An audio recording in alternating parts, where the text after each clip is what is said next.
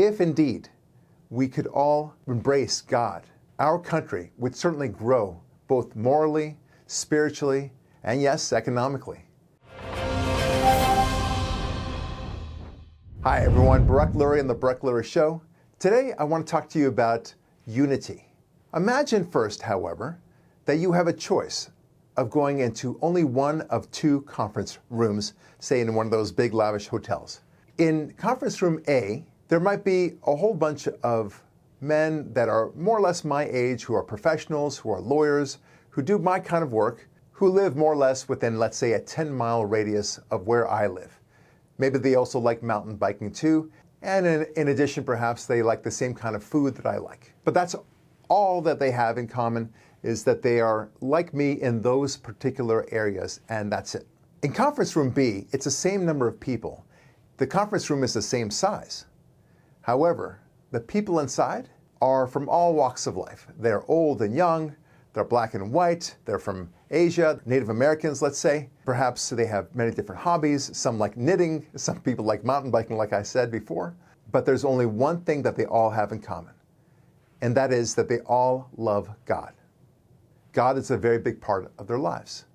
In every other respect, they're quite different from a standpoint of culture, interests.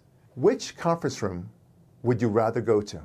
For me, the answer is very simple. I'd rather be in conference room B. The fact that I might be in a conference room with a whole bunch of people who share a lot of similar interests to me and also are in the same profession and so forth, and the same age, that's of little interest to me, right? I'm much more passionate about God. That is what unites us. We live in a time where you have a lot of people talking about how we should all unite. Every time there's a political candidate who becomes president, he says, now is the time to unite. But we all know that that will never happen. They will resist him. But the one thing that will unite us all is the one thing we seem to ignore.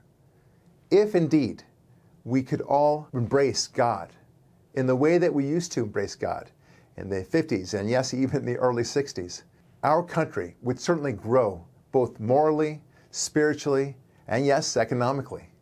Without God today, we are seeing the fracturing of society, hardly the unity that so many political leaders claim to want, but can never get. The one glue that could unite us is the glue of God. And until we do that, we will see more fracturing, more balkanizing of interests, and people in constant conflict with one another. Dare I say that until we get God back into the picture, we can never have that truly united love for this country and for the ambitions of liberty and freedom that we expect for all of us. But what we do need is an embrace of the Judeo-Christian God back into American culture. With that, we will truly have the unity, and it's the only way, the only thing that truly unites us all.